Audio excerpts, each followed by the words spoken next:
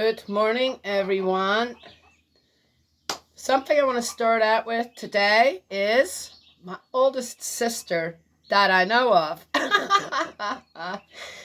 Yes, and one of the reasons I want to start with that is because of the just horrendous relationships that all these brothers and sisters seem to have of these kings, okay? Especially from what? Different mothers?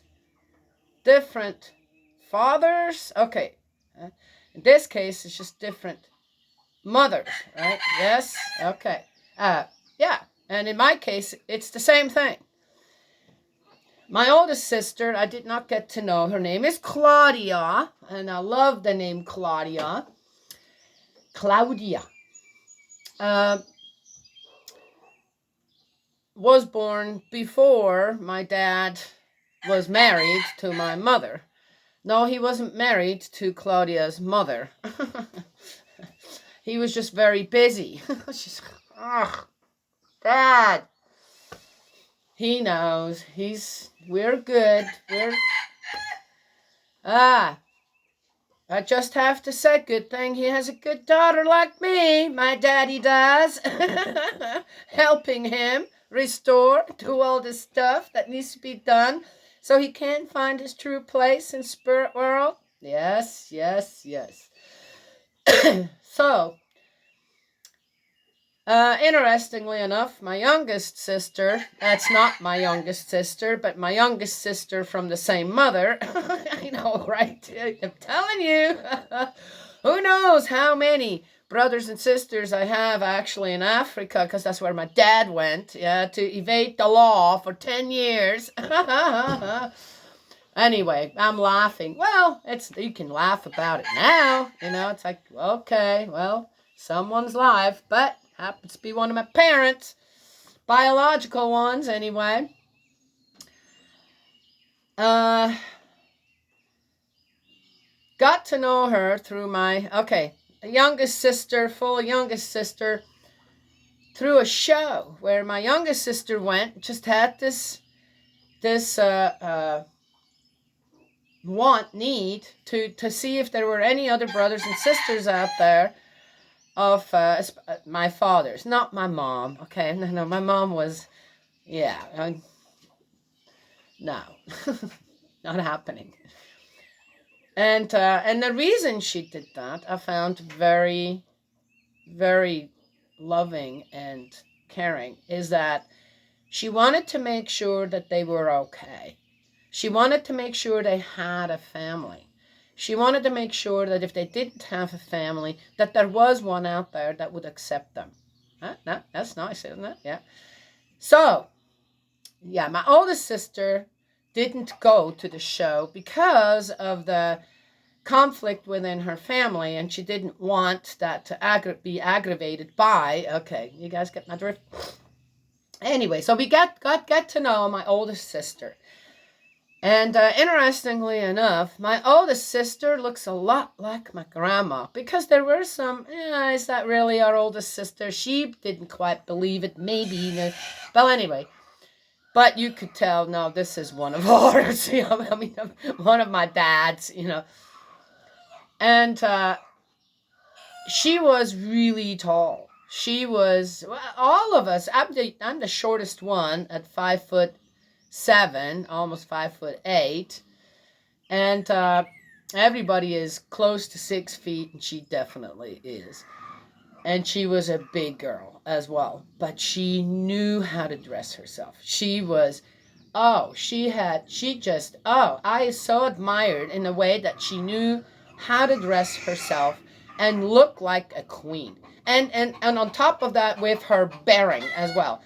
Interestingly enough, I found that our character and in a way of justice, right? Have to seek justice. You got to step in, and when something is exactly the same.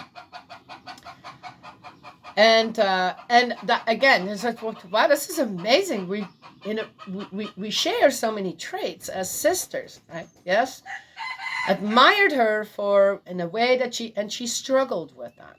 And I thought that was so sad. And I couldn't tell her enough. But you've got this, you're gorgeous, and you got this bearing, and you got this, you know how to dress yourself according to your size at all, right? Anyway, and got to know a little about her story, this and that, right? Yes? Well, what an odd one. When I think on how things went in the Book of Kings and the books of the Chronicles with these kings and their brothers and sisters, right, that aren't from the same mother, right? And on how they didn't like each other, how they could not find some common denominator to exist together, right? Yes? And harmoniously. And not just kill each other off, right? We're talking, these kings had how many wives and concubines? So we're not just talking go and kill off one dude. We're talking tens, maybe hundreds of them, right? Just because of what? Do you know what I mean? I mean, I could go into history without the Bible, and in many different parts of the world where multiple wives, this and that, and all these children, and did it work out? So again, in my family, what is restoration? You do what my younger sister did. You care, number one. Yes? Then number two. And she was, my family. There were some people in my family, on my father's side, aunts and great aunts, who were like, why would you pull this kind of stuff out of the, dirt? That's going to look bad on us. And my sister's like, well, I don't care. That's your problem, not mine. I'm not going to let that stop me. And she ended up asking the rest of us, including my mom, hey, can I do this? Would this be okay? And all of us, including my mom, said, yes, absolutely. And my mom embraced our oldest sister as well. Very much. Do you know how difficult that must be? Okay, just saying. But I could tell my mom was very, very genuine about it. Yes? Well, isn't that the right thing to do, regardless on how much one has been hurt or feels about it? The right thing is what? Okay. I wanted to start out with this story because, again, one can say a lot about things out there that, or me in here in the Bible going, man, really? Has anybody actually really read the Bible ever? Has not come across this kind of stuff? But then also have the experience in my own life and how it is done right. Yes? And as I said, my oldest sister, when she's out there, and as I said, with her bearing, right? Yeah, even though she also feels insecure and a bit embarrassed about her weight and all that. But the thing is, who gave her that kind of idea? And we're going back to family. Right? Well, anyway, so to look at my sister, my oldest sister, she's like a queen out there, right? Yes, she is my oldest sister. She has the greatest bearing, and she is, there's several stories I've got to know about her where she would step in, find out what the heck's going on, especially with children as well, and would confront the people. Would you like to be confronted by a 6-foot kind of, who has got this kind of look on her face? Yeah, okay. Anyway, and she was very direct, just like me as well. She was very direct about things. She could look at you and say, well, you know what? I don't really feel that way. So explain to me why you're saying something like this, right? And we would have a conversation about God, this and that. She struggled with that as well, right? And but our conversations were always fruitful, right? Yes, because I did admire her as well. I didn't have any kind of, she could take my place as the oldest one or something, or this or that. It wasn't like that at all. I was so happy to know her. Yes. Anyway, so still hoping, though she's 10 years older than I am. So she's going on 70, no doubt. And I don't know if she'll ever make it here. She already told me, I am not a farm girl, okay? She's an artist. She's actually a really, really good artist, in my opinion, okay? And we have several paintings of hers here. Yeah, which I asked her for it. So, anyway, I wanted to start with that before we get back into, yes, we all know what. Yeah. The next king.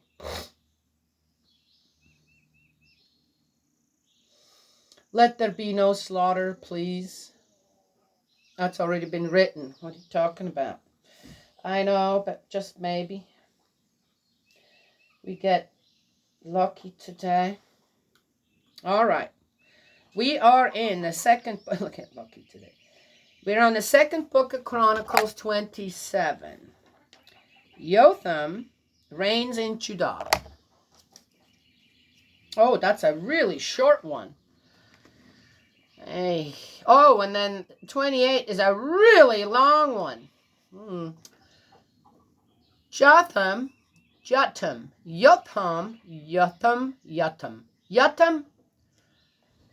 was 25 years old when he became king. And he reigned, 25, all right. And he reigned 16 years in Jerusalem. That was pretty short. His mother's name was Yerusha, the daughter of Zadok. And he did what was right in the sight of the Lord, according to all that his father Uzziah had done, although he did not enter the temple of the Lord. Okay.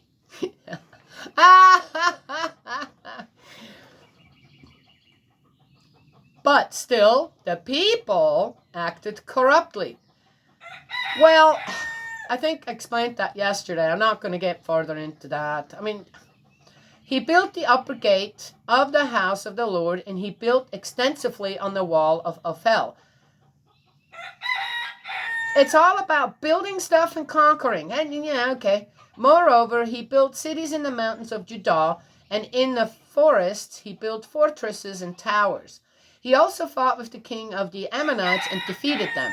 And the people of Ammon gave him in that year 100 talents of silver, 10,000 cores of wheat, and 10,000 of barley. The people of Ammon paid this to him in the second and third years also. So Jotham became mighty, because he prepared his ways before the Lord his God. Now the rest of the acts of Jotham and all his wars and his ways, indeed they are written in the book of the kings of Israel and Judah. He was 25 years old when he became king, and he reigned 16 years in Jerusalem. So Jotham rested with his fathers, and they buried him in the city of David. Then Ahaz, his son, reigned in his place. That's it. Thanks, guys. No slaughtering of the brothers and sisters going on. I kind of asked for that, didn't I? Okay. Oh, thank you, guys. One can't take this day after day, reading after reading. It is so. I woke up with a headache this morning. No, I didn't wake up with a headache. But as soon as I started thinking about having to read the next chapter of all this, I started to get a headache. My head started to get kind of bloated up. I started to get a headache. And I'm going, this is because this is so frustrating to read. This is so just, I feel like God must have felt so defeated, right, with all this. And what does one do when people just aren't willing to change direction, right? Yes, in many ways. And it says, let's see, what did it say up here? The people acted corruptly, right? Yes.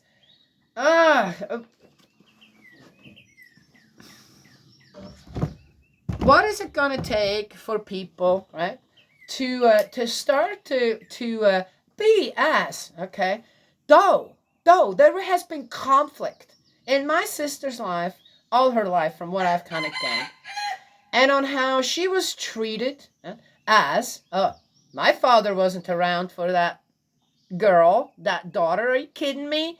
So of course, then mom marries again, and okay, I'm not going to go further into it, but it wasn't pretty. It wasn't, my sister didn't grow up with that kind of confidence that she should have been given by her parents, by her family, by her surroundings. Right? Yet, when she did grow up, somehow, yes,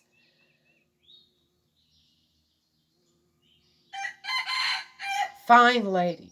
She turned into a fine lady. I think so, as her younger sister. Yes? Anyway, so people can't tell me they can't do it just because. Or don't know what's right from wrong just because. Yes? All right, just saying. Yeah.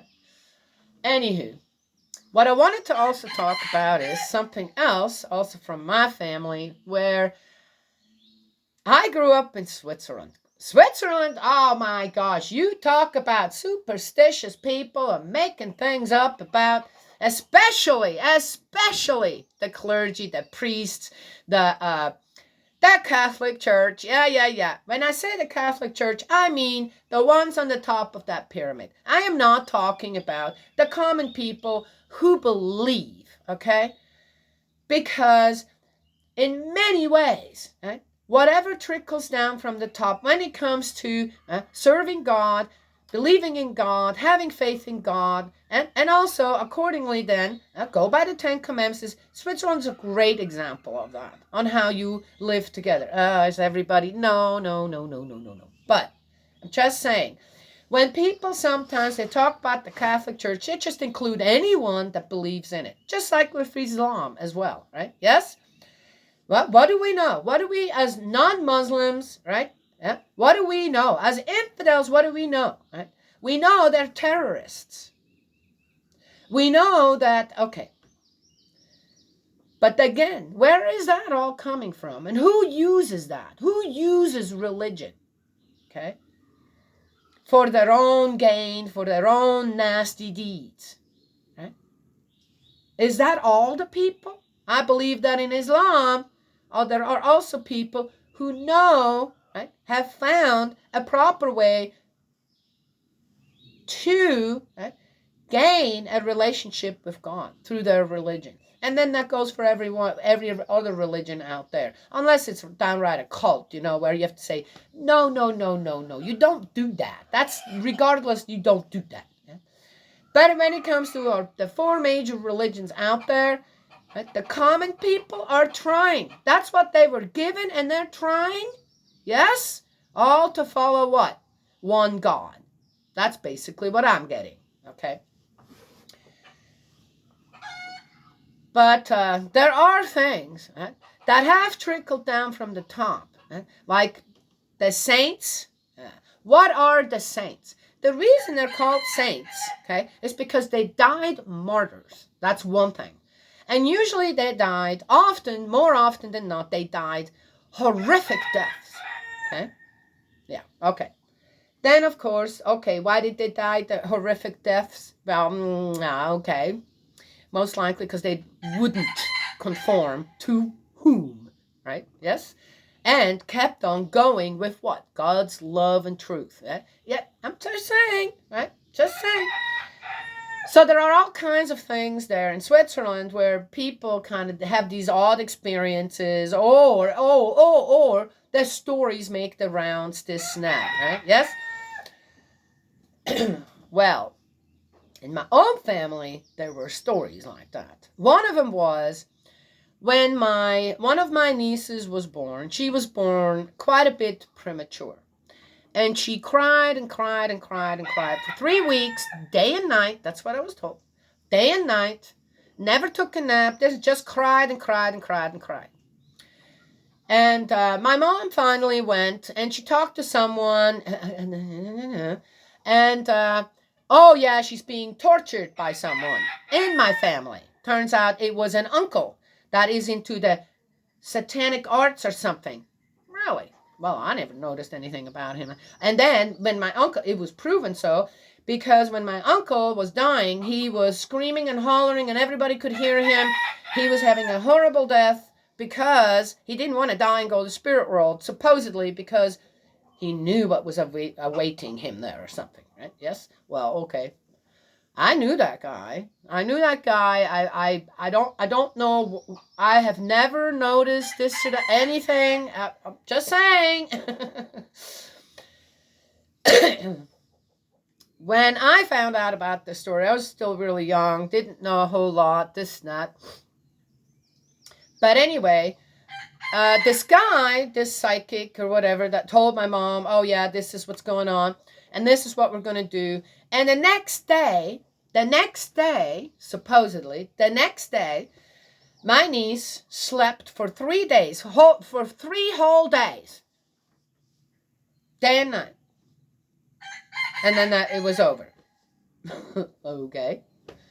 I don't know what to make of the story. So I was there. All right, I wasn't there when my niece was born. I was already here in the United States. But I was there with that other guy. I was there for all the other stories that I heard. And I have never experienced anything odd like that. Okay? Superstitious ain't the way. I do believe in that. But Switzerland, the people in Switzerland, when it comes to these stories, I don't know how the younger people are now. It's kind of the same as everywhere else. Young people are veering off from all these weird traditions, customs that I personally also do not believe represent God. So, but again, what did I say also? There's a lot of people who truly, within their heart, right, follow the faith and belief, right, according to what was given to them, and it is true as well. Right? Okay, just saying. Right? You can't just, but let's not fool ourselves anymore. When a baby's born premature,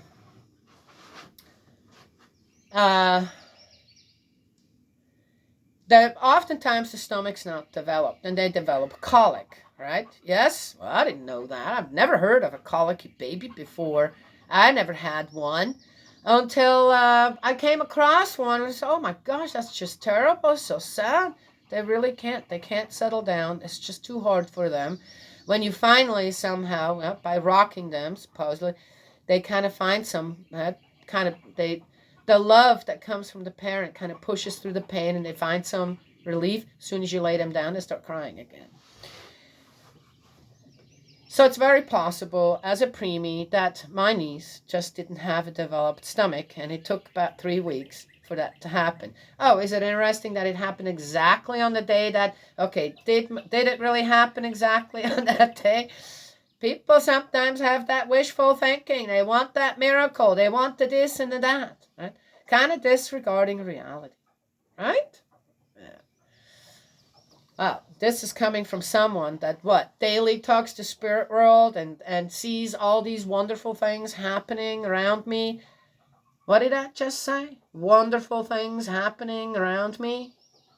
I also acknowledge that oftentimes things that aren't so wonderful around us aren't because of someone out there putting a hex or a curse on you. I do not believe in that. And I will never believe in that. Ever. That is not possible. Just saying. I'm sure people have tried. But anyway. So, with that kind of stuff, I say, well, prayer works. Why wouldn't curses and hexes work and stuff like that, right? Well, if you believe that prayer works, and I do 100% believe that they do, then what makes you think that who is in charge in spirit world? Huh?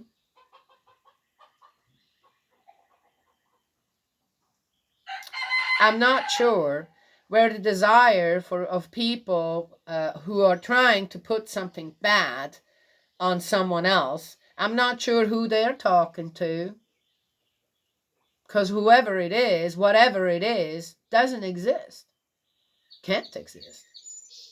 Not in the way that one is made to believe it could. Right? I do know that the power of the mind, especially when it comes to fear, can be very great in a person. And can cause a whole lot of havoc as well. Yes? Just saying. Well, anyway, something to think about. Yes, gotta get going. Beautiful day. I have to water my seeds. It's interesting with the dirt that I have here, right? The seeds, when they're bigger seeds and they start to break through the soil, right? Whereas it was nice and smooth before, the soil starts to break up in places so the seed can push through. The little sprout can push through. Right? Isn't that something? I love watching that. The strength that it must take. Because, when you think of dirt, certain amount of dirt on a seed, that's kind of heavy, isn't it? Yes. And these delicate sprouts, yes, delicate little shoots coming out of a seed are able to push all that aside, like a baby chick who has to fight its way out of the shell. Not all of them make it. It's very sad, and you're not supposed to disturb them. That could also kill them. They've got to make it on their own. Yes, that's something. Well, anyway, so I got to, oh, last one. So my daughter sends me a picture, and she's sitting in a obviously very comfortable kind of lawn chair like I am here, with her feet out, right? And she has some ice on her, ankles, which are swelling from her pregnancy. She's out to here now, right? Well, soon. And she took a picture of my little workshop with the guys working on it, all three of them. Her husband, my husband, and my brother-in-law. And she says, hey, look, the guys must really love us, right? While they're all working out there. They must really love us, And I wrote back, well, we give them a purpose, right? Yeah, laugh out loud. We give them a purpose. And she comes by, she says, yeah, Mom, exactly, right? Yes, it's okay.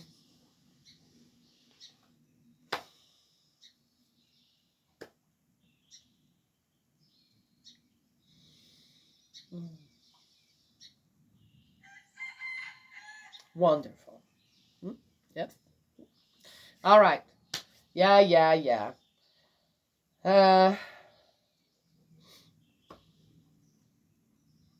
I could say more to this, but I'm not going to. I think the dogs just came back. I'm hearing something. So I must finish up. Yes, gotta go to the barn. I'm home alone. I'm home alone. All day. I just realized that. I'm gonna go lock the gate. No, I'm not gonna do that. I've got to get, I'm going in there, but I haven't gone enough. Oh, last one. I gotta tell this one. I found a movie, and I had to kind of, but I was really interested in it. I wanted to see it. Why can't they just make these movies without all that stuff in it? Well, anyway, this guy wanted this book, and it was the Bible. And it was the only Bible left on the whole entire planet after some Armageddon thing. The guy eventually, the bad guy, wanting to use the book for what? To control the people again. Because it's worked in the past and it's gonna work again. Yeah. Okay. And he finally gets the book. And a guy that had the book for the longest time, had been reading it for 30 years every day, gave him the book, the last Bible on earth, because to save another human being's life, right? Rather than.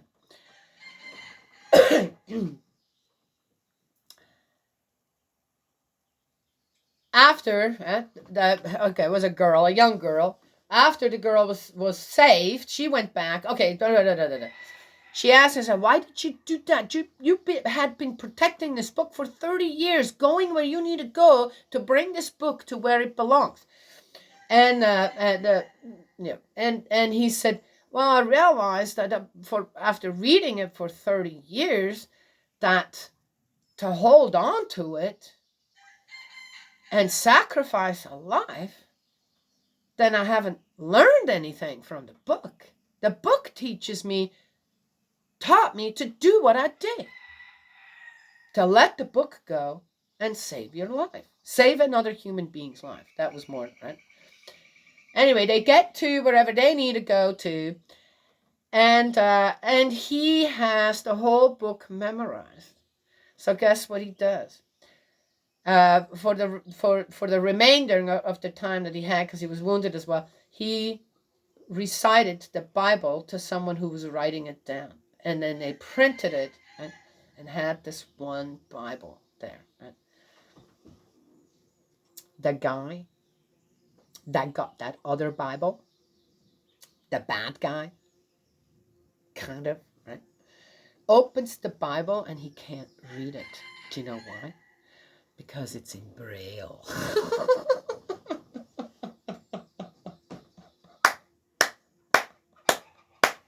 That took me totally by surprise, because I thought, well, there you go, right?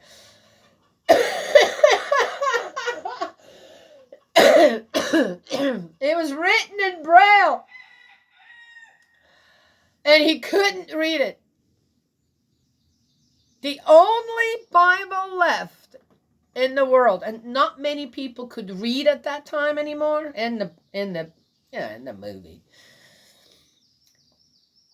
So Braille, who knew how to read Braille at that time? A few, I guess, still.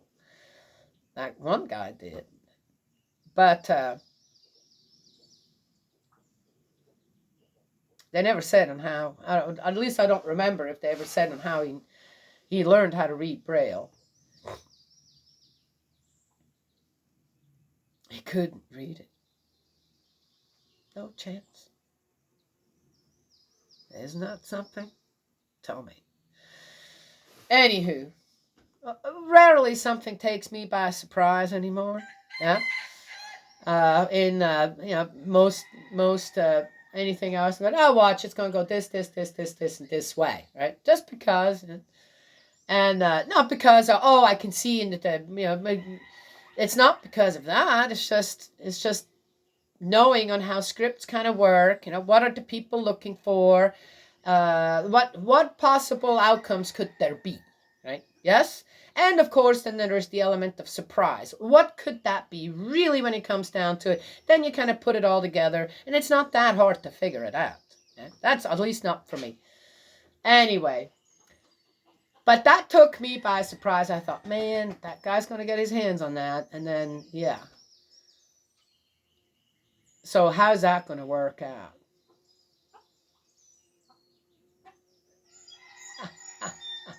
It was written in a language he couldn't read. And most likely, no one else there. There was a woman there. She was blind. She knew how to read Braille. She refused. Walked away from him. Her daughter was safe. That was that. Anyway. Yeah.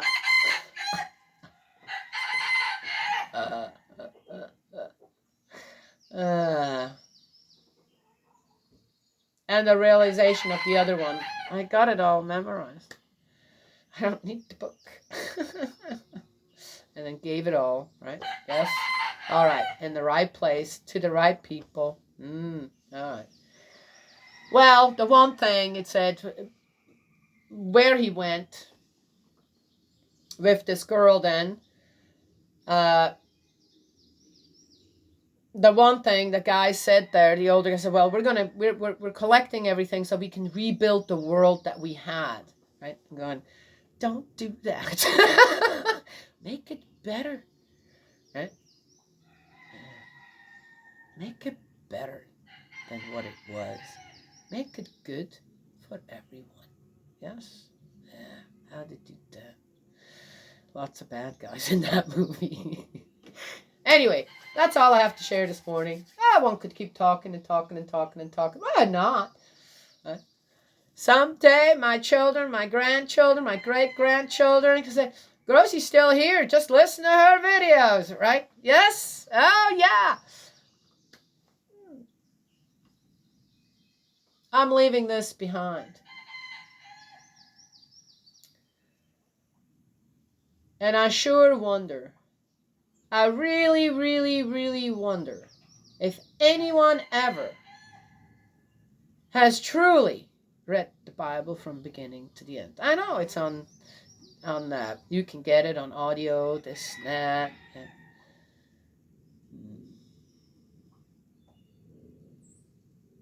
I don't know. It's hard to believe with the stuff that I'm finding.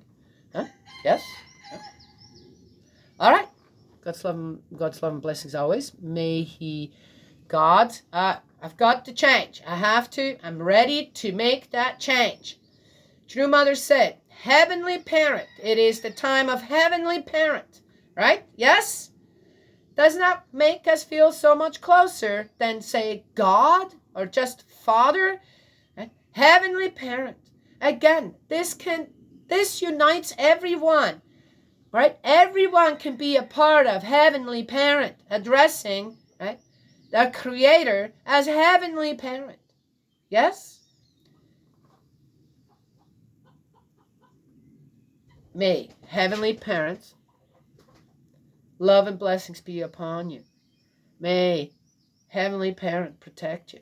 And I will talk to you all another time.